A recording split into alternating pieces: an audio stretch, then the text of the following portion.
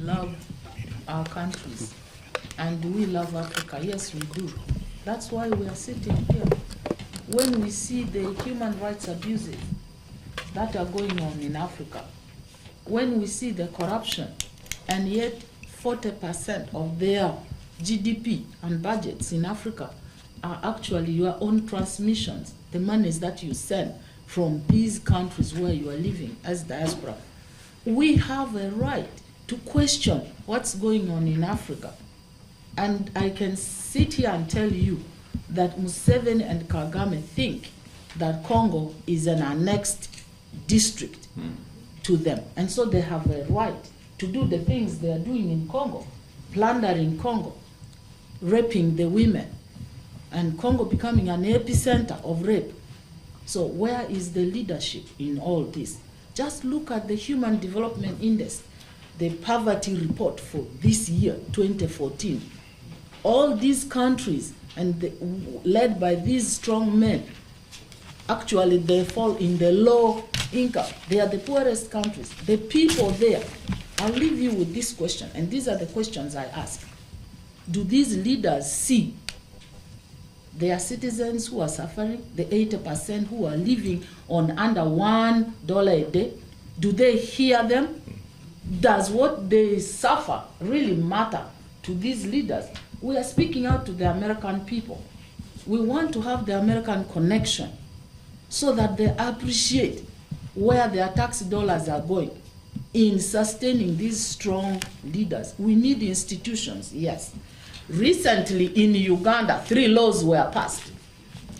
The first one was what we call the POMA law, the Public Order Management Act, which was signed by the president. Not more than 3 people. If you are sitting somewhere and they believe you are having a political discussion, you are going to be tear gassed.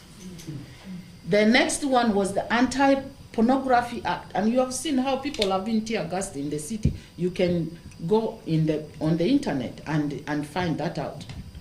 The anti-pornography. Please. I'm coming with that. I'm finalizing with that.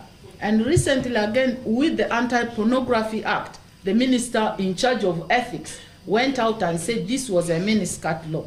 And so any woman who was wearing a dress above her knee, there was a right for anybody to beat them up, strip them naked, or rape them. And when the women activists stood up and said this is wrong, they used the POMA law, the Public Order Management Act, to silence them. And finally, you have also read about the anti-homosexuality law, which they also enacted. And so for me, when I was in government, did I see this? Yes, I did. My elder brother, I would call him, in government, the former Attorney General, Ayume, he raised this issue. We were in cabinet.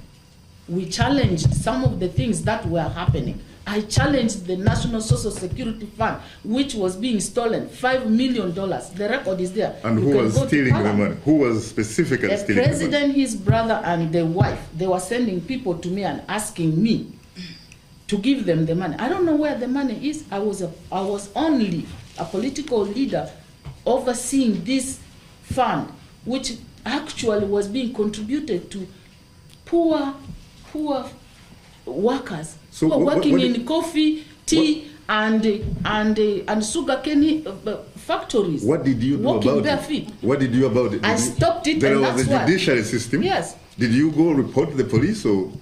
What I did was I instituted a forensic audit.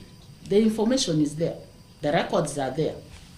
And it was discovered, it's there in Parliament, where $5 million was being stolen. In 3 months, when I actually stopped this hemorrhage, the contributions suddenly rose to 6.5. So where was this money going? Did you resign? I'm not the one. I corrected it. Why would I resign?